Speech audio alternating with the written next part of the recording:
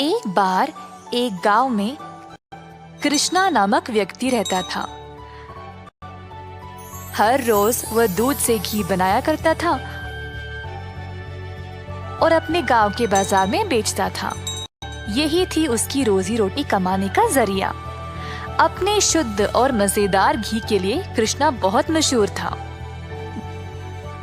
घी ले लो, शुद्ध देसी गाय का घी ले लो, घी ले लो, घी ले लो।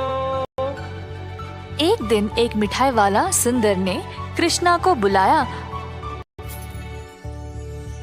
और 1 किलो घी के लिए मांगा। कृष्णा गया उसके पास। कृष्णा भाई, मुझे 1 किलो घी चाहिए।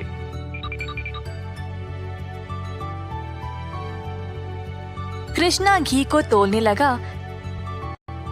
जब सुंदर ने देखा कि घी कितना शुद्ध था तो वह अपने आप को रोक ही नहीं पाया। सुंदर ने और घी लेने का निर्णय लिया। रुको कृष्णा, मुझे तुम 1 नहीं 2 किलो घी दे देना। पता नहीं बाद में बचेगा या नहीं। तुम्हारा घी सबसे शुद्ध है और मुझे स्वादिष्ट मिठाई बनाने में मदद करता है। ओ बढ़िया जी, धन्यवाद सुंदर साहब। ये लो आपके 2 किलो घी। सुंदर ने खुशी से घी लिया और फिर दोनों अपने अपने रास्ते चले गए। जैसे कृष्णा चलता गया, गांव के लोग उसको एक एक करके घी खरीदने बुला रहे थे। दोपहर तक सारी घी बिक चुकी थी क्योंकि वो घी था ही इतना स्वादिष्ट। अपनी कमाई लेकर कृष्णा अपने भाई कुशल के पास दूध खरीदने गया ताकि वह अगले दिन के लिए और घी बना सके।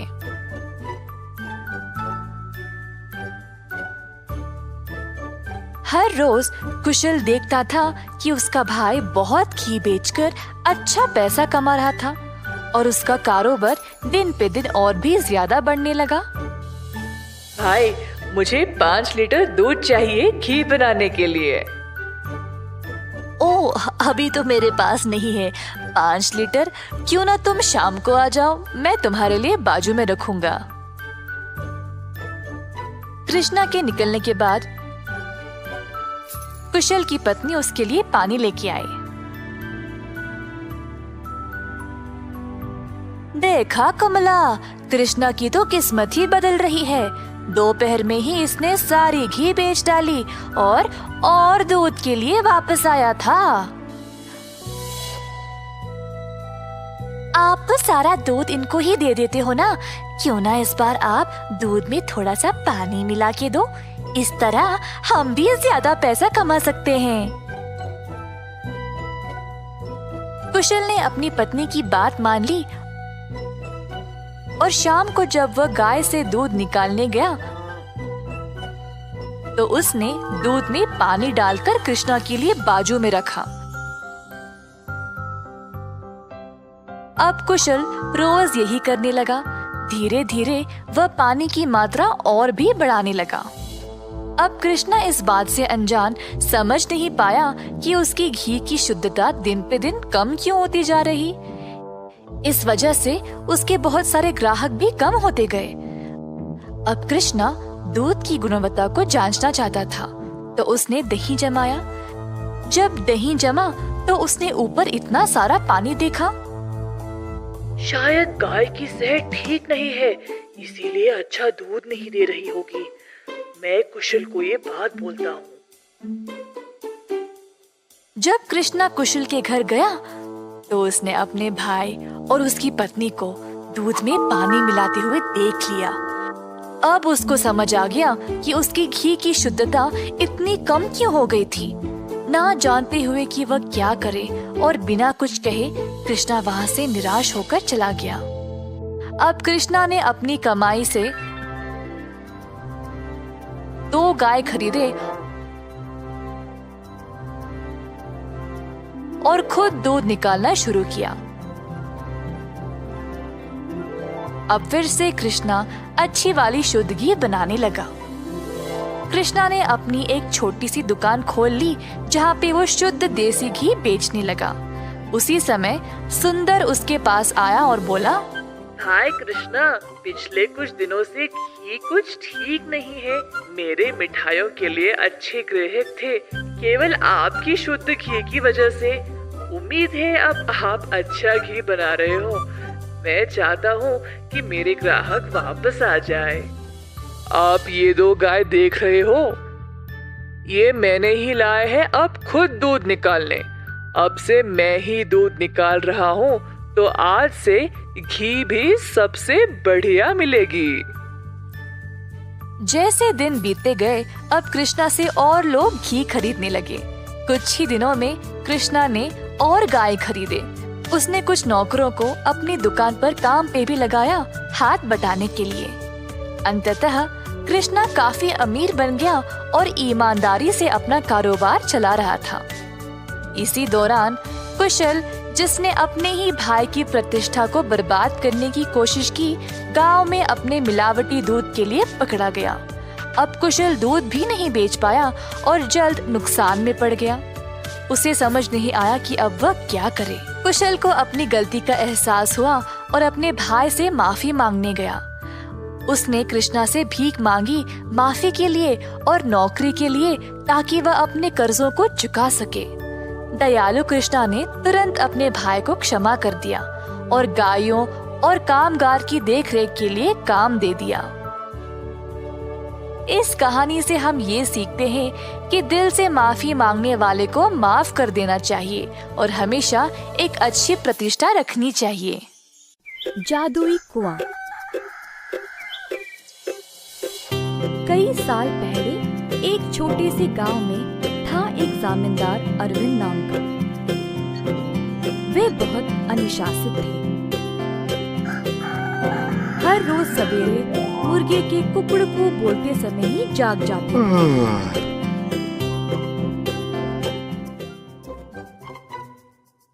फिर अपने नौकरों को जगा के उन्हें काम पे भेजते थे। चंद्रा और सूरी नामक 2 मुलाजिम जमींदार के लिए काम पे नए नए आए हुए थे, परंतु वे दोनों काफी आलसी थे और सवेरे उठ के खेत में जाना उनके लिए बहुत कठिन लग रहा था।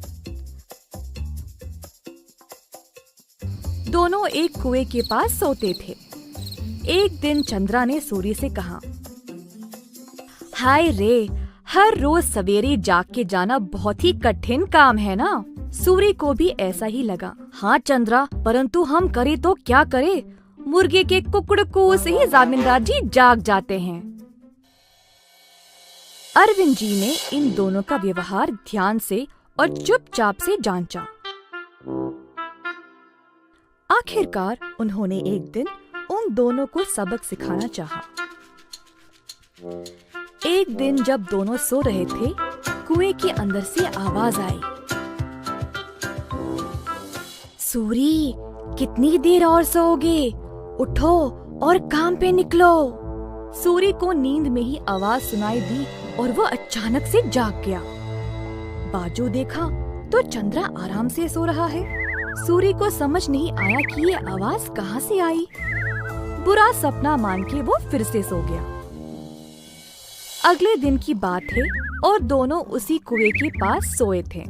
इस बार कुएं वाली आवाज चंद्रा को सुनाई दी। वो भी अचानक से जाग गया। आसपास देखा तो सूरी आराम से सोया था।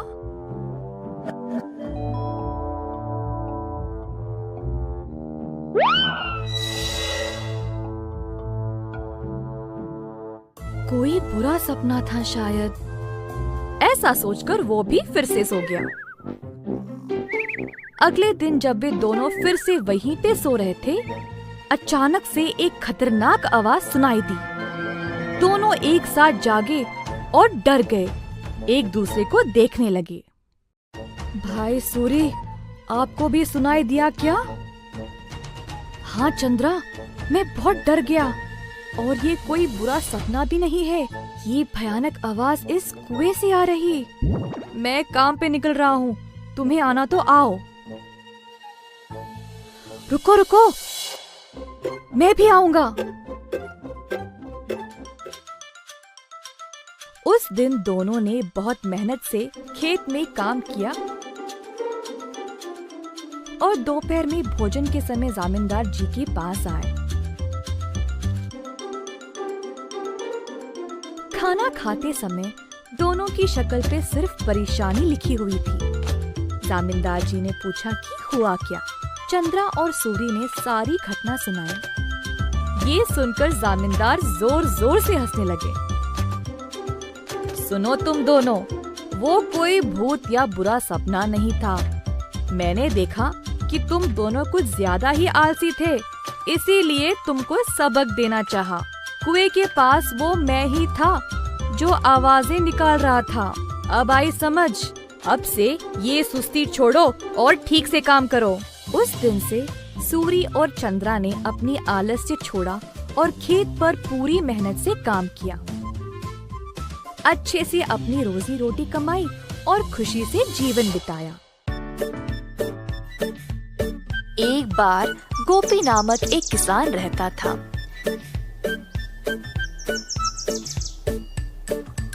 गोपी बहुत मेहनती था। सब लोग उसको पसंद करते थे और उसके साथ अच्छा व्यवहार करते थे।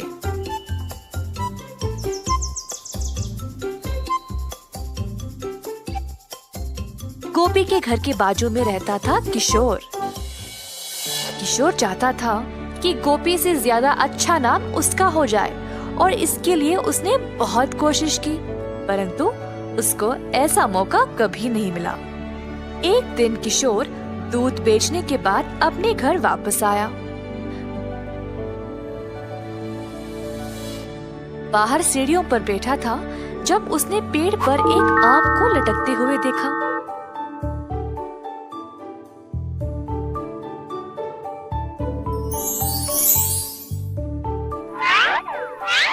उसने आम को तोड़ा और अपने रुमाल में बंद कर दिया।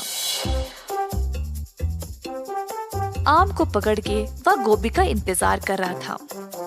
जब गोपी वापस आया तब किशोर उसके पास गया और बोला, ओ गोपी, मैं तुम्हारी प्रतीक्षा कर रहा था। क्या बात है किशोर? मैंने इस रुमाल में एक फल को लपेटा है। क्या तुम अंदाजा लगा सकते हो कि इसमें क्या है? अगर तुमने सही जवाब दिया तो तुम खुद अपने हाथों से मेरे घर से जो मर्जी ले जा सकते हो। अगर तुमने गलत बोला तो मैं अपनी मर्जी से अपने हाथों से कोई भी चीज तुम्हारे घर से ले जाऊंगा। ठीक है, मुझे लगता है इसमें अमरूद है।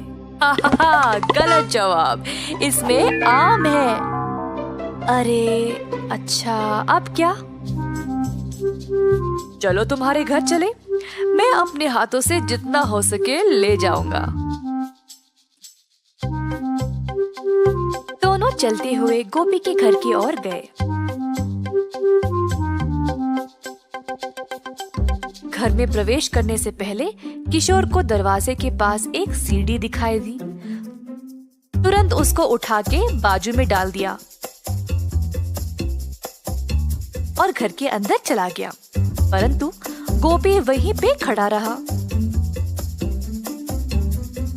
गोपी, वहीं क्यों रुक गए? तुमने तो सीढ़ी उठा ली थी ना, फिर उसको बाजू में रख के अंदर क्यों चले गए? क्या मतलब तुम्हारा? हाँ, अपने दोनों हाथों से तुमने सीढ़ी को उठा लिया था ना, तो अब इस सीढ़ी को उठाओ और जाओ। ऐसा कहकर गोपी अपने घर के अंदर चला गया। किशोर ने गोपी को रोक कर कहा, ये धोखा है, नहीं नहीं, मैं नहीं मानूंगा। अच्छा ठीक ठीक, अच्छा अब तुम बोलो, मेरे हाथ में क्या है? अगर सही जवाब दिया तो मैं किसी को नहीं बताऊंगा कि तुम अपने दूध में आधा पानी मिलाते हो, पर अगर तुम गलत हुए तो मैं पूरे गांव में इस बात को फैला दूंगा। हाय, अपनी बुद्धिमानी से तुमने मुझे फंसा लिया। ठीक है, मुझे लगता है तुम्हारे मुट्ठी में अंगूठी है। गोपी ने अपनी मुट्ठी खोली और दिखाया कि कुछ भी नहीं है अंदर। हाहा, मेरी मुट्ठी खाली है, तुम हार गए। क्या तुम अब सबको मेरे बारे में बता दोगे? मैं अब से इतना पानी दूध में नहीं मिलाऊंगा, जितना जरूरी उतना ही। गलती हो गई, कृपया मुझे जाने दो।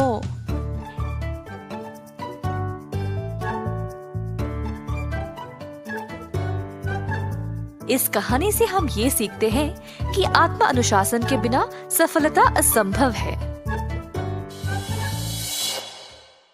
बंदर मामा। एक दिन बंदर मामा गहरी नींद में सोया था जब एक मीठी सुगंध ने उसे जगाया।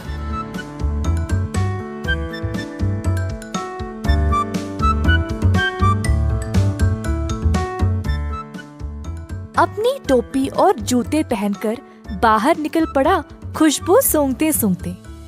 बंदर मामा ने देखा कि ये सुगंध एक मिठाई की दुकान से आ रही थी। अंदर गया तो उसने कई प्रकार के मिठाइयों को देखा। एक लड्डू को देखकर बंदर के मुंह में पानी आ गया। जैसे ही बंदर लड्डू को उठाने गया, दुकान की मालकिन भालू ने बंदर का हाथ पकड़ के रोक दिया। बंदर भालू की ओर देखकर डर गया, तुरंत पीछे मुड़कर रोते रोते घर वापस भाग गया। टोपी और जूते को निकाल फेंक के निराश बैठा रहा कि मिठाई खाने को नहीं मिली। भालू काफी आलसी थी। जब उसने देखा कि बंदर उसकी मिठाइयों की सुगंध को सूंघ कर आया, उसके दिमाग में एक विचार आया। भालू अपने दुकान में मिठाई संवारने के लिए बहुत आलसी थी, तो उसने सोचा कि वह सारे जानवरों को मिठाई की सुगंध से आकर्षित करके उन सब से सारा काम करवाएगी।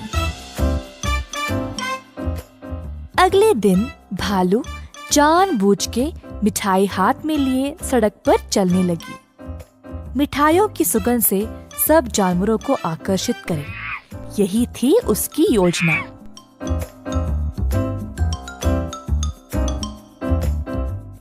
खुशबू फिर से बंदर मामा तक पहुंच गई। इस बार बंदर मामा से रहा नहीं गया और उनका जी ललचाया। वह किसी भी हालत में मिठाई खाना चाहता था। बंदर मामा चुपके से दुकान के बाजू वाले पेड़ पर लटकने लगा। जब भालू देख नहीं रही थी, तब बंदर मामा ने लड्डू उठाया और झट से मुंह में डाला। परंतु लड्डू गरम गरम था और बंदर मामा का मुंह ही जल गया। बंदर मामा को बहुत गुस्सा था। जल्दी घर भागा और पानी पी लिया। फिर से अपनी टोपी और जूते निकाल फेंक के रोने लगा। एक छोटा चूहा खिड़की से अंदर आकर बंदर मामा से पूछा कि हुआ क्या। बंदर ने सारी घटना चूहे को सुनाई। चूहे ने बोला कि उसके साथ भी ऐसा ही कुछ हुआ था। हमारे साथ भी कुछ ऐसा ही हुआ था। हमें भी वो मिठाई चखनी है। मेरे पास एक योजना है, लेकिन कुछ दोस्तों की मदद की आवश्यकता होगी। चूहा जल्दी से गया और कुछ दोस्तों को लेकर बंदर मामा के घर वापस आया। चूहे की योजना के अनुसार सारे जानवर दुकान के खुलने से पहले ही वहां पहुंच गए। दुकान के पीछे के रास्ते से एक सुराख बनाया और अंदर घुस गए। एक बंदर सारे मिठाइयों को देखकर ललचा गया। जोश में आकर कूदने लगा और नाचते नाचते केक के मिश्रण में गिर पड़ा। एक और बंदर एक बड़े से बाल्टी में झांका, ये सोचकर कि अंदर मिठाई होंगे, और फिसल के उसी के अंदर गिर गया। तीसरे बंदर ने एक बड़ी गोल सी थाली पर लड्डू देखा। थाली की ओर दौड़ा और लड्डू खाने की कोशिश की, परंतु थाली गोल गोल घूमने लगी। बंदर लड्डू के पीछे भागता रहा और थाली रुकने का नाम ही नहीं ले रही थी। इसी दौरान भालू दुकान पर आ पहुंची। एक बंदर केक के मिश्रण में फंसा था, दूसरा बड़ी बाल्टी में और तीसरा बस लड्डू के पीछे गोल गोल घूम रहा था। ये सब देखकर भालू आश्चर्यचकित रह गई और सोची कि ये बंदर यहाँ चोरी करने आए हैं। जल्दी से एक छड़ी उठाई और बंदरों को मारने ही वाली थी, जब एक बंदर ने बोला, हम यहाँ चोरी करने नहीं आए हैं, हम केवल आपकी मिठाई को चखना चाहते थे। इनकी सुगंध इतनी मजेदार है, बस हमसे रहा नहीं गया। भालू ये सुनकर जोर से हंसने लगी। मेरे दुकान में चोरी छुपे घुसना गलत बात है। खैर छोड़ो, वैसे भी मुझे मिठाई बनाने में मदद चाहिए। अगर तुम लोग हर रोज मेरी सहायता करोगे तो मैं तुम्हें अच्छे अच्छे मिठाई खाने के लिए दूंगी। ये सुनकर बंदर मामा और उसके दोस्त खुश हो गए। उस दिन से सब जानवर मिठाई की दुकान पर काम करने लगे। भालू ने अच्छे से बंदरों का फायदा उठाया, बंदरों से मिठाई बनवाई और सजा सवार के रखवाया भी। मिठाई बेचने का काम भी बंदरों को ही दे दिया और भालू सिर्फ बैठ के मजे ले रही थी। भालू का पति ये सब देख रहा था।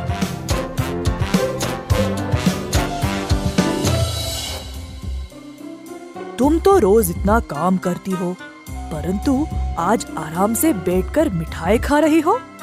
दुकान भी बंदरों से भरा पड़ा है। ये क्या हो रहा है यहाँ पे? बंदरों ने मेरा काम आसान कर दिया है। वे खुशी खुशी सारा काम कर रहे हैं और बदले में मुझे ज्यादा कुछ देने की आवश्यकता भी नहीं। बस दिन में एक एक मिठाई देके काम चला रही हूँ। बंदर मामा कोने में इन दोनों की बातें सुन रहा था और ये सब जानकर उसे बुरा लगा। बंदर को एहसास हुआ कि भालू उसका और उसके दोस्तों का इस्तेमाल कर रही थी। बंदर मामा आगे आया और बोला, भालू जी, हमें आपकी मिठाई बहुत ही ज्यादा पसंद है, परंतु आप हमारी इस कमजोरी का फायदा नहीं उठा सकती। ऐसे स्वार्थी बनके किसी को इस्तेमाल करना गलत बात है। आपको दिखता नहीं हम सब यहाँ कितना मेहनत कर रहे हैं। अंत में भालू को अपनी गलती का एहसास हुआ और सुधार लाना चाहा। उस दिन से भालू और उसका पति दोनों दुकान पर जाकर बंदरों का हाथ बटाने लगे और सही पगार भी देने लगे। बंदर मामा खुश था कि भालू ने उसकी बात मानी और अपने व्यवहार को बदल डाला।